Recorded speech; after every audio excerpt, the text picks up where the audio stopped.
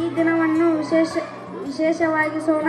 ನಿಮ್ಮ ಆಹಾರ ಕ್ರಮವನ್ನು ಸೂಕ್ಷ್ಮವಾಗಿ ಗಮನಿಸಲು ಮತ್ತು ಈ ಸಸ್ಯಗಳಲ್ಲಿ ಯಾವುದಾದರೂ ಒಂದು ಭಾಗವು ಅದರಲ್ಲಿದೆ ಅಥವಾ ಇಲ್ಲವೇ ಎಂಬುದನ್ನು ಪರಿಶೀಲಿಸಲು ನಿಮಗೆ ನೆನಪಿಸಲು ನಾವು ಟಾಪ್ 15 ಔಷಧೀಯ ಸಸ್ಯಗಳು ಮತ್ತು ಅವುಗಳ ಉಪಯೋಗಗಳನ್ನು ಪಟ್ಟಿಯನ್ನು ಸಂಗ್ರಹಿಸಿದ್ದೇವೆ.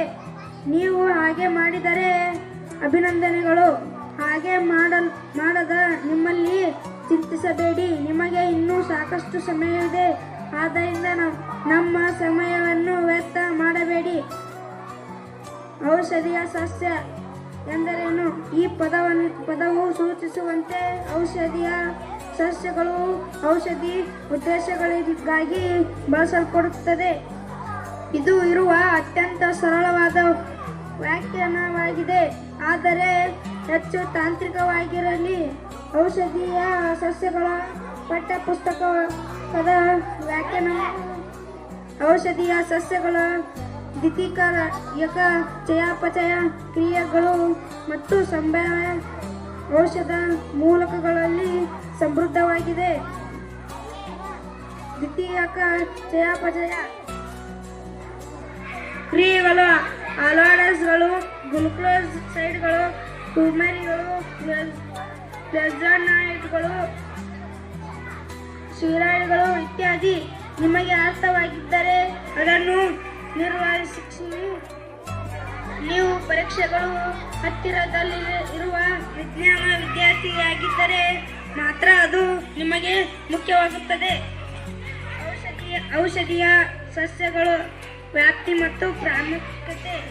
ಟಾಪ್ 15 ಔಷಧೀಯ ಸಸ್ಯಗಳು ಮತ್ತು ಅವುಗಳ ಉಪಯೋಗಗಳನ್ನು ಎಂಬ ಶೀರ್ಷಿಕೆಯನ್ನು ಈ ಲೇಖನವು ನಿಮಗೆ ಏಕೆ ಪ್ರಯೋಜನವನ್ನು ನೀಡುತ್ತದೆ ಎಂಬುದನ್ನು ಅರ್ಥಮಾಡಿಕೊಳ್ಳೋಣ. ನಾವು ಔಷಧೀಯ ಸಸ್ಯಗಳ ಮಹತ್ವವನ್ನು ಅರ್ಥಮಾಡಿಕೊಳ್ಳಬೇಕು. ವ್ಯಾಪ್ತಿ ಮತ್ತು ಪ್ರಾಮುಖ್ಯತೆ ಈ ಕೆಳಗಿನಂತಿವೆ. ಔಷಧೀಯ ಸಸ್ಯಗಳ ಪ್ರಕೃತಿಯೊಂದಿಗೆ ಸಮನ್ವಯಗೊಂಡಿವೆ.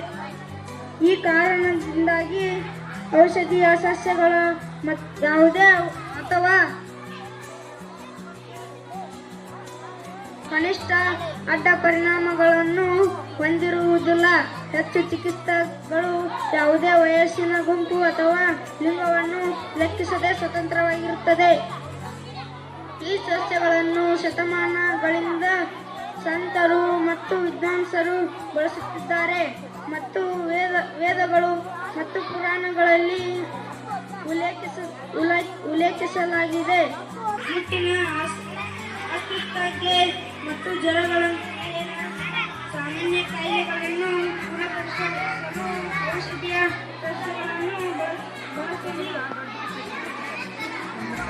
ಪಾಠ್ಯವಿಧಾನಗಳನ್ನು ತಯಾರಿಸಲು ಆದ್ದರಿಂದ ದೇಶದ ಅನೇಕ ಭಾಗಗಳಲ್ಲಿ ಅವುಗಳನ್ನು ಮನೆಮದ್ದುಗಳೆಂದು ಪರಿಗಣಿಸಲಾಗುತ್ತದೆ.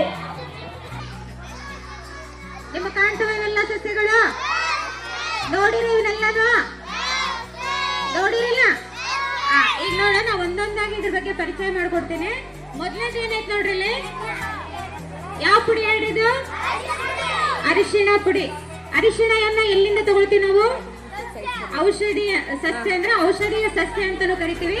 ಅರಿಶಿಣ ಒಂದು ಬೇರು. ಇದು ಈ ಅರಿಶಿಣದ ಕೆಲಸ ಏನಪ್ಪಾ ಅಂದ್ರ, ಅರಿಶಿಣ ನಮ್ಮ ಗಾಯಗಳಾದಾಗ ಅರಿಶಿಣವನ್ನ ಹಚ್ತೀವಿ, ಹೌದಿಲ್ಲ?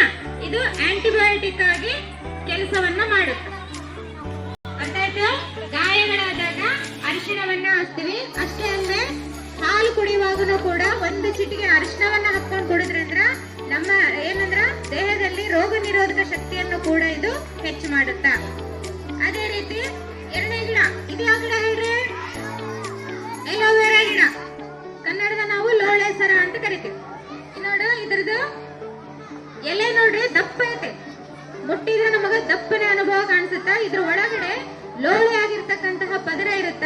ಈ ಲೋಳೆ ಸರದ ಉಪಯೋಗ ಏನಂತಂದ್ರ, ಶುಗರ್ ಇರ್ತಾವಲ್ಲ, ಶುಗರ್ ಇರೋರ್ಗೆ ಬೆಳಗ್ಗೆ ಎದ್ದ ತಕ್ಷಣ ಅದು ಒಳಗಡೆ ಇರ್ತಕ್ಕಂತಹ ಲೋಳೆಯನ್ನ ನೀರ ಕಲಸಿ ಕುಡಿಯೋದ್ರಿಂದ ಶುಗರ್ ಕಂಟ್ರೋಲ್ ಆಗುತ್ತ.